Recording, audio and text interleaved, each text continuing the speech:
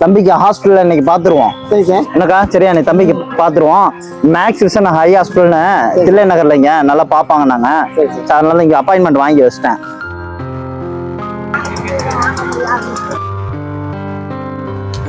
பாத்து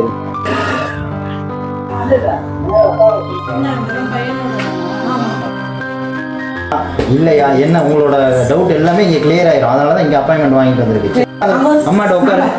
லைட்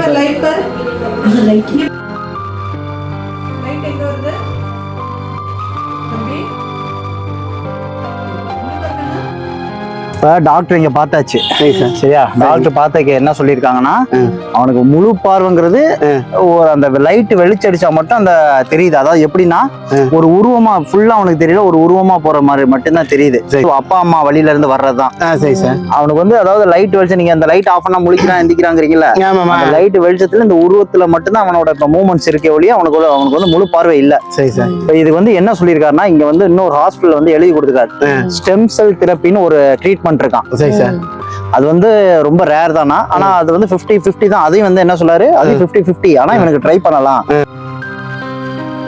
செல் தெரப்பி என்னன்னா இவன் உடம்புல இருந்தே பிளட் எடுத்து அத இது மாதிரி பண்ணி அவன் கண்ணுல அதை இது பண்ணுவாங்க. அந்த ஆமா அந்த நரம்பு அந்த கண்ணுல அந்த நரம்பு தான் அவனுக்கு பாதிச்சிருக்குல்ல, அது வந்து ஆக்டிவேட் ஆக்குமா. அப்படி ஆக்டிவேட் ஆகிறதுக்கு 50% வாய்ப்பு அப்படி இருக்கு, இந்த பக்கம் இருக்கு. ஆனா அதை ட்ரை பண்ணலாம். நிறைய பேர் இப்ப பண்ணிட்டு இருக்காங்க. இந்தியால அதை போயிட்டு இருக்கு, இங்கேயும் பண்ணிட்டு தான் இருக்காங்க. ராமச்சந்திரன் டாக்டர் சாருக்கு எழுதி கொடுத்துருக்காரு. அவர் வந்து அந்த ஹாஸ்பிட்டல் நீங்க கேட்டுட்டு சொல்லுங்க. இப்ப அந்த ஹாஸ்பிட்டல் போய் கேட்டேன். அந்த ஹாஸ்பிட்டல்ல இப்ப டாக்டர் வந்து அவைலபிள் இல்ல. 1 வீக் கழிச்சு தான் வருவாராம். அவர்கிட்ட வந்து நீங்க போய் லெட்டர் எழுதி இங்க இருந்து லெட்டர் கொடுத்துட்டாங்க. அங்க போய் பாத்தீங்கன்னா அந்த டாக்டர் இவனை செக் பண்ணி அந்த இவன் வயசுக்கு அதெல்லாம் செட் ஆகுமா, அது இவன் உடம்பு ஏத்துக்குமா எல்லாத்தையும் வந்து டாக்டர் அங்க பாத்துக்கிட்டு சொல்லுவாராம். சொன்னதுக்கு அப்புறம் ஓகேனா அங்க இருந்து பிளட் எடுத்து இங்கதான் நம்ம வந்து அதை வந்து அங்க வந்து எடுத்து இவன் உடம்புல இருந்து எடுத்து அதை செஞ்சு கொடுத்துருவாங்க. அதை இங்கதான் வந்து பண்ணி தருவாங்க. இப்படி கண்டினியூ ஒரு 3 தடவை 4 தடவை செய்யறப்ப அந்த பார்வை வர்றதுக்கும் வாய்ப்பு இருக்கு, பார்வை வராம போறதுக்கு வாய்ப்பு இருக்கு. ரெண்டுமே அவர் சொல்றாரு. ஆனா இதுல வந்து 50% வாய்ப்பு இருக்கு. ஏன்னா அவனுக்கு அந்த உருவம் தெரியுது. அதனால அதை வந்து நீங்க ட்ரை பண்ணிக்கோங்க அப்படிங்கிறாரு. இதுக்கு மேல ஒரு அப்பா அம்மா சார்ந்து நான் அதை முடிவு எடுக்க முடியாது. நீங்க தான் அந்த முடிவு எடுக்கணும். என்னங்கிறத இப்ப வந்து இது அதே மாதிரி நீங்க கொடுக்குற மாத்திரை எல்லாம் சொன்னீங்கல்ல, அதெல்லாம் வந்து விட்டமின் டேப்லெட்ஸ் தான். அதுக்கும் இந்த கண்ணுக்கும் நீங்க எதுக்குமே கொடுக்கல, சம்பந்தமே இல்ல. நீங்க எழுதிருக்க டேப்லெட்ஸ் கொடுக்கறது எல்லாமே வந்து அவனோட விட்டமின் குறைபாடுக்கு தான் நீங்க கொடுத்துக்கிட்டு இருக்கீங்க. மேற்கொண்டு என்ன செய்யலாம், அதுக்கு நீங்க செலவை பத்தி எதுவும் யோசிக்க வேணாம். சரியா? அது வந்து நான் வந்து உங்க கூட வந்துட்டேன். கடவுள் உங்க கண்ணில் என்னை காமிச்சிட்டாரு. உங்களுக்கு என்ன தேவையோ நான் அதை செஞ்சு தருவேன். அது செய்யலாமா செய்ய வேணாங்கிறத நான் டிசைட் பண்ண முடியாது, நீங்க தான் அதை டிசைட் பண்ணணும். இதுக்குள்ள அமௌண்ட் என்னங்கிறத டாக்டர் வந்து அவங்கள்ட்டே பேசிக்க சொல்லிட்டாங்க. இன்ஜெக்ட் பண்ணி எடுத்தா 10 ரூபாய் செலவாகலாம், 20,000 செலவாகலாம் மட்டும் தான் சொல்லியிருக்காங்க. ஆமா, அதை பத்தி கவலைப்படாதீங்க. அது நல்லபடியா ஆகும்னா நான் அது 1 லட்ச ரூபாய் இருந்தாலும் நான் தர தயார். சரியா? தொடங்க போல ஏன் அழுகுறீங்க? இல்லக்கா இங்க பாருங்க, நான் இருக்கல, நான் பாத்துக்கிறேன். தாயோட வேதனையும் உங்க வேதனை என்னங்கிறது எனக்கு தெரியுது. நம்ம 2 பேர் தான் இப்படி இருக்கோம். நீங்களும் உங்க வீட்டுக்காரர் தான் இப்படி இருக்கீங்க. உங்க புள்ள நல்லா இருக்கும் நீங்க நினைக்கிறீங்க. 10,000 இல்ல 1 லட்ச ரூபானாலும் நம்ம பண்ணலாம். நல்லபடியாகும்னா நான் பண்றேன். சரியா? கவலைப்படாதீங்க. இங்க பாருங்கக்கா, நிறைய நல்ல உள்ளங்கள் இருக்காங்க, நிறைய பேர் இருக்காங்க. நீங்க நல்லா இந்த மாதிரி குழந்தைங்க நல்லா இருக்கும்னு நினைக்கிறவங்க இருக்காங்க. சரியா? எப்படினாலும் அது உதவிங்கிறது அதை பத்தி எல்லாம் பணங்கிறத பத்தி நீங்க நினைக்காதீங்க. சரியா? உங்களோட கஷ்டம் நாளைக்கு சாப்பாடுக்கு நீங்க இவர் போய் பாடினாதான் உங்களுக்கு சாப்பாடு. அது எனக்கு நல்லாவே தெரியும். அது நான் பாத்துக்கிறேன். நீங்க அதை பத்தி யோசிக்க வேண்டாம். சரியா?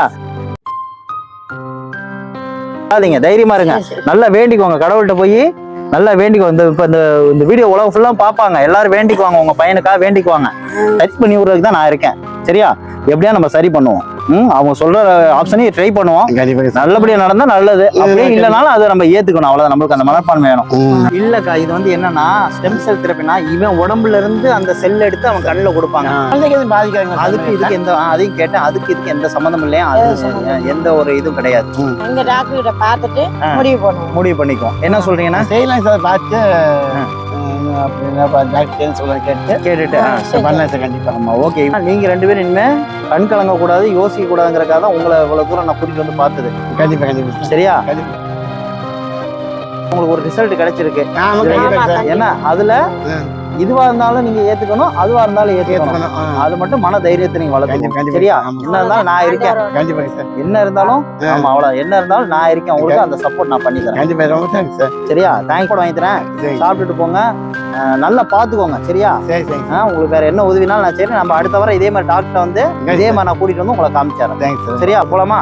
சரி சார். இந்தாங்க இது சாப்பாடு சரி சார். அதுக்கு நீங்கள் செலவுக்கு வச்சுக்கோங்க. வேற ஏதாவது இல்லை பரவாயில்ல இருக்கும். நீங்கள் அடுத்த தடவை கூட்டு வரக்குள்ள அத்தியாவசிய செலவுக்கு வச்சுக்கோங்க.